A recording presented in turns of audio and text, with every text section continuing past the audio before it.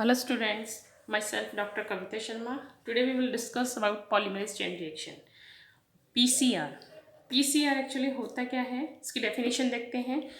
Polymerase chain reaction is a method widely used in molecular biology to rapidly make millions to billions of copies of a specific DNA sample, allowing scientists to take a very small sample of DNA and amplify it to a large enough amount to study in detail. Means हम सभी जानते हैं DNA in the cell के अंदर अपने आप से double होता है, मतलब रेप्लिकेशन होता है डीएनए का, अपनी कॉपीज बनाता है, वो 1 से 2 डीएनए बनते हैं. जबकि अगर कोई ऐसी सिचुएशन आ जाती है कि हमें डीएनए को in vitro means out of cell, उसे हमें डबल करना है, तो उसके लिए हम पीसीआर प्रोसेस को यूज़ करते हैं. इसमें होता क्या है, ऐसी सिचुएशन या ऐसी कंडीशन कब आती है, सपोज कीजिए कभी को क्राइम होता है, वहाँ पर हमें ब्लड सैंपल मिलेगा जो कि बहुत ही कम अमाउंट में होता है, बहुत कम हमें वो जो सैंपल मिलेगा वो ब्लड सैंपल हो सकता है, हेयर रूट हो सकती है, उसमें से हमें डीएनए को आइसोलेट करना होता है और वो डीएनए बहुत कम होता है. सपोज़ अगर वही डीएनए हम लेकर आगे प्रोसेस करते हैं, उस प्रोसेस के बीच में अगर कोई मिस्टेक हो जाती है, कुछ स्टेप्स रह जाते हैं, तो वो क्लू हमारे पास ख़त्म हो जाएगा, आगे हमारे पास कुछ भी नहीं बचेगा. तो ये सब करने से पहले क्या करते हैं, पीसीआर किया जाता है. पॉलीमरेज चेन रिएक्शन के थ्रू हम डीएनए की कॉपीज़ करते हैं. डीएनए की कॉपीज़ मिलियन और बिलियंस कितनी भी हो सकती है जितनी हमें रिक्वायर्ड होती है. तो इस प्रोसेस को समझने के लिए ये बहुत ही चीज़ों में यूज़फुल होता है, इम्पॉर्टेंट होता है. सबसे पहले मैं आपको बताती हूँ इसके स्टेप्स को देखने से पहले कि इसकी इन्वेंशन किसने किया था. इसका इन्वेंशन 1983 में कैरी मुलिस ने किया था. ठीक है, अब हम इसके स्टेप्स देखेंगे. Steps of polymerase chain reaction. Polymerase chain reaction के स्टेप्स 3 स्टेप्स होते हैं मेनली. 3 स्टेप्स में क्या क्या होता है, सबसे पहले हम जो स्टेप्स देखेंगे उनके स्टेप्स के साथ हम ये भी देखेंगे पहले कि पीसीआर जो होता है उसका मिक्सचर होता है. एक्चुअली हम ये पूरा प्रोसेस जो कर रहे हैं वो इन विट्रो हो रहा है, सेल के बाहर हो रहा है. तो हम ये सारे मिक्सचर या जो भी टूल्स होंगे, जो भी इंग्रेडिएंट्स एज इंग्रेडिएंट हम मान सकते हैं कि इंग्रेडिएंट क्या क्या होंगे, उन्हें हमें उस मशीन के अंदर, पीसीआर मशीन के अंदर डालना होगा. उसके बाद टेम्परेचर सेट करने के बाद पूरी प्रोसेसिंग चलती है. तो बेसिकली ये जो स्टेप्स होते हैं वो टेम्परेचर बेस्ड होते हैं, टेम्परेचर पर बेस्ड होते हैं. इसलिए इस टेम्परेचर के बेस पे ही हम इसे 3 स्टेप्स में डिवाइड करते हैं. फर्स्ट है डीनेचुरेशन, स्ट्रैंड सेपरेशन. हमें पता है डीएनए डबल स्ट्रैंडेड होता है, तो सबसे पहला जो हमारा स्टेप होगा वो होगा डीनेचुरेशन. हमें जो डीएनए स्ट्रैंड होता है वो होता है, इसकी पॉलरिटी हमें स्पेशली मेंशन करनी है. 3' to 5' होती है और एक होती है 5' to 3'. इसमें हम जो इसका टेम्परेचर रखेंगे वो होगा 90 to 96 और ऑप्टिमम टेम्परेचर होता है 92 डिग्री सेंटीग्रेड. इसमें हमें जो फर्स्ट स्टेप होता है, हम ये हाई टेम्परेचर इसको देते हैं. इसमें हाई टेम्परेचर बहुत ही शॉर्ट पीरियड के लिए दिया जाता है. इसमें जो हाइड्रोजन बॉन्ड्स होते हैं दोनों स्ट्रैंड के बीच में, हमें पता है हाइड्रोजन बॉन्ड्स होते हैं, हमें केवल वही दोनों हाइड्रोजन बॉन्ड्स जो होते हैं वो ब्रेक डाउन करने होते हैं. अगर ये हाई टेम्परेचर लॉन्ग टाइम के लिए दिया जाएगा तो इसमें जो फॉस्फोडाइएस्टर बॉन्ड्स होते हैं वो भी क्या होंगे, डीनेचर हो जाएंगे, वो भी टूट जाएंगे. तो हमें ये ध्यान रखना है कि इसमें 92 डिग्री सेंटीग्रेड जो टेम्परेचर दिया जा रहा है, हाई टेम्परेचर, वो बहुत ही शॉर्ट पीरियड के लिए दिया जाना है. इसमें होगा क्या, ये जो डबल स्टैंडर्ड डीएनए है वो ब्रेक डाउन होगा. ब्रेक डाउन होने के बाद हमें मिलेगा सिंगल स्ट्रैंड डीएनए 3' to 5' और दूसरा होगा 5' to 3'. हमें यहाँ पर ये ध्यान रखना है कि इसकी जो पॉलरिटी है वो यहाँ पर मेंशन करनी है. फर्स्ट स्टेप हो गया ये डीनेचुरेशन. अगला स्टेप होगा अनीलिंग. अनीलिंग में क्या होता है, प्राइमर बाइंडिंग. अनीलिंग को बेसिकली हाइब्रिडाइजेशन भी कहते हैं. हाइब्रिडाइजेशन का मीन होता है कि 2 अलग स्पीसीज जो होती है वो हाइब्रिड होती हैं. हाइब्रिड होती हैं जो मिक्सचर, उनका मिक्सचर होता है। यहाँ पर क्या होता है, हम अगर ये देखें कि हमने फर्स्ट स्टेप में ये देखा है कि दोनों स्ट्रैंड सेपरेट हो गए हैं। अगले स्टेप में क्या होगा, यहाँ पर ये डीएनए स्ट्रैंड है, यहाँ पर आरएनए प्राइमर आकर इससे अटैच होता है। तो डीएनए और आरएनए दोनों अलग अलग हो गए, तो इसको अनिलिंग बोलते हैं। इसी वजह से यहाँ पर ये जो आरएनए है, प्राइमर है, प्राइमर क्या होता है, स्मॉल फ्रेगमेंट ऑफ आरएनए। तो ये आरएनए हमेशा जो इसकी पोलैरिटी होती है 3 प्राइम टू 5 प्राइम, तो ये 3 प्राइम पर आकर अटैच होता है, 3 प्राइम पर आकर अटैच होगा। ये फर्स्ट स्ट्रैंड है। सेकेंड स्ट्रैंड पे हम जाते हैं तो सेम यहाँ पर भी वही होता है कि ये 5 प्राइम जो होता है आरएनए का, वो 3 प्राइम पर आकर अटैच होगा। ये हो गया हमारा सेकेंड स्टेप। यहाँ पर जो टेम्परेचर होता है वो 45 टू 60 डिग्री सेंटीग्रेड के बीच होता है। थर्ड स्टेप आता है एक्सटेंशन। एक्सटेंशन मीन्स जो हमने स्टेप्स किए हैं वो उसको एलोबरेट करेंगे, उसको एक्सटेंशन होगा। It means synthesis of new DNA.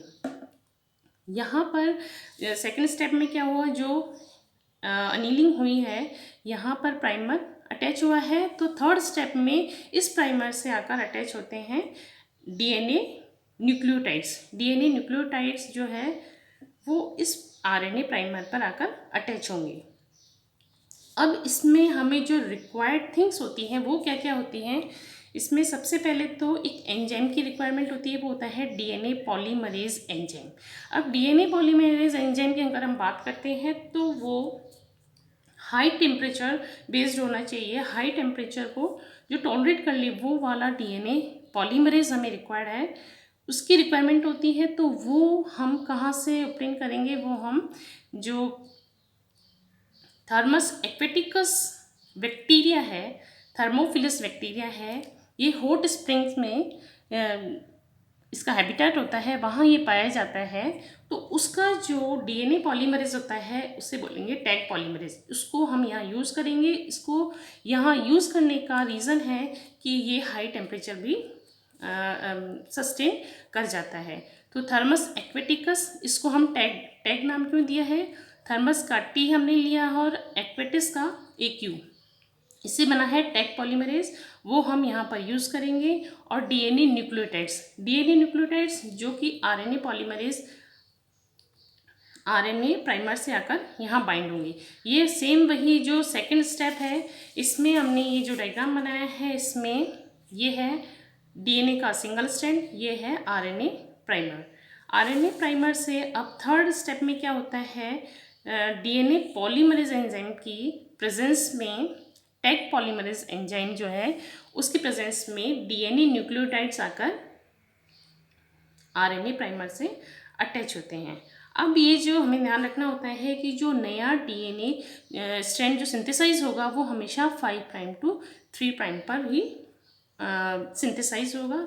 Same यहाँ पर भी क्या होगा, यहाँ पर 3 प्राइम है, इसमें डीएनए न्यूक्लियोटाइड्स इधर आकर अटैच होते हैं in the presence of tag polymerase enzyme. अब ये जो स्टेप्स हैं, first second and third step, first है denaturation, second is annealing and third one is extension. इसको मैं एक आपको आउटलाइन डायग्राम के थ्रू एक्सप्लेन करती हूँ। सपोज यहाँ पर हमने लिया, ये है 2 डबल स्टैंडर्ड डीएनए है। ये स्टैंडर्ड डीएनए, इसको हमने पीसीआर मशीन के अंदर डाल दिया। पीसीआर मशीन में डालने पर सबसे क्या होता है, ये जो डबल स्टैंडर्ड डीएनए है उनका स्ट्रैंड जो होता है वो सेपरेट हो जाएंगे। सेपरेट हो जाएंगे मतलब ये 3 प्राइम टू 5 प्राइम, ये एक स्ट्रैंड हो गया, दूसरा है 5 प्राइम टू 3 प्राइम, ये स्ट्रैंड हो गया। यहाँ पर ये जो प्रोसेस हुआ है वो है डीनेचुरेशन का। डीनेचुरेशन होने के बाद इसमें सेकंड स्टेप होगा अनिलिंग का और थर्ड स्टेप होगा एक्सटेंशन का। उसके बाद हमें मिलता है एक नया डीएनए। ये हमें नया डीएनए मिल जाता है। ये है टेम्पलेट डीएनए, जिससे कि नया डीएनए स्ट्रैंड सिंथेसाइज हुआ है। सेम यहाँ पर भी यही होता है। तो ये क्या है, जो हमने पीसीआर मशीन में हमने एक स्टेप लिया है, तो उसमें हमें 2 डीएनए सिंथेसाइज हुए हैं, 2 डीएनए हमें यहाँ पर मिले हैं। सेम यही जो रिएक्शन है पीसीआर में, अगर हम उसी को फिर से स्टार्ट करते हैं तो क्या होता है, दूसरे साइकिल में हमें इस डीएनए ये जो हमें नया डीएनए सिंथेसिस हुआ है, इससे हमें सिंगल एक स्ट्रैंड से हमें एक डीएनए सिंथेसिस होगा, दूसरे स्ट्रैंड से हमें दूसरा डीएनए सिंथेसिस होगा। सेम यहाँ पर इस वाले स्ट्रैंड से ये डीएनए सिंथेसिस होगा और इस स्ट्रैंड से ये वाला डीएनए सिंथेसिस होगा। तो इस तरह से जो एक साइकिल होता है पीसीआर मशीन में, उससे 2 मिलेंगे और 2 साइकिल में हमें 4 मिलेंगे। इट मीन्स ये मल्टीप्लाई होते जाएंगे और जितना हमें डीएनए एम्पलीफाई करना है, जितना हमें डीएनए की रिक्वायरमेंट है, वो हम उसे कंटिन्यू उस मशीन के अंदर उतने ही साइकिल्स को इसमें ऐड करते जाएंगे और हमें डीएनए सिंथेसाइज या डीएनए का जो नई कॉपीज़ हैं वो तैयार हो जाएंगी। अब नेक्स्ट हम देखते हैं एम्प्लीफिकेशन ऑफ पीसीआर। पीसीआर की एम्प्लीफिकेशन, हमने जो पूरा प्रोसेस देखा है उसी के साथ हमें इसकी जो इम्पोर्टेंस है वो भी समझ में आ रही है। तो इसके जो एप्लीकेशंस है उसमें हम देखते हैं सबसे पहले जेनेटिक और डीएनए फिंगरप्रिंटिंग। फॉरेंसिक साइंस में ये बहुत ज़्यादा यूज़ होता है। डीएनए प्रोफाइलिंग के लिए इसको यूज़ किया जाता है। अगर हमें जो ब्लड सैंपल है या रूट है, हेयर रूट है, ब्लड है, सीमन है, उस सैंपल से हमें अगर डीएनए की प्रोफाइलिंग करनी है, उसका एम्प्लीफिकेशन करना है, तो हम पीसीआर को यूज़ करते हैं। सेकेंड है detection and diagnosis of infectious disease. Detection and diagnosis of infectious disease. Infectious disease जो होती है उसको हम पीसीआर के थ्रू भी आइडेंटिफाई कर सकते हैं। एक्चुअली अगर कोई डिजीज़ जो होती है वो विंडो स्टेज में होती है, विंडो स्टेज मतलब उसके सिम्टम्स हमें अभी दिखाई नहीं दे रहे हैं, उस स्टेज में भी हम पीसीआर के थ्रू उसको आइडेंटिफाई कर सकते हैं और उसका ट्रीटमेंट जो होता है बहुत जल्दी स्टार्ट किया जा सकता है। थर्ड है detection of infection in the environment. Environment में जो इन्फेक्शन है उसका डिटेक्शन भी कर सकते हैं। सपोज़ कोई वाटर बॉडीज़ है, उसमें पैथोजन है, तो उस पैथोजन को हम आइडेंटिफाई करने के लिए, देखने के लिए भी हम पीसीआर का हेल्प ले सकते हैं। PCR in research. रिसर्च के अंदर भी पीसीआर की बहुत ज़्यादा इम्पोर्टेंस है। इसके लिए जो जेनेटिक इंजीनियरिंग होता है उसके अंदर, या फिर जेनेटिक मटेरियल होता है जैसे ह्यूमन जीनोम प्रोजेक्ट है, उसमें पीसीआर की बहुत ज़्यादा इम्पोर्टेंस होती है। ठीक है, इस तरह से हमने आज पीसीआर पढ़ लिया है। PCR means polymerase chain reaction और इसके एप्लीकेशंस देखी हैं। इसी तरह से हमारा ये टॉपिक कंप्लीट होता है। Thank you.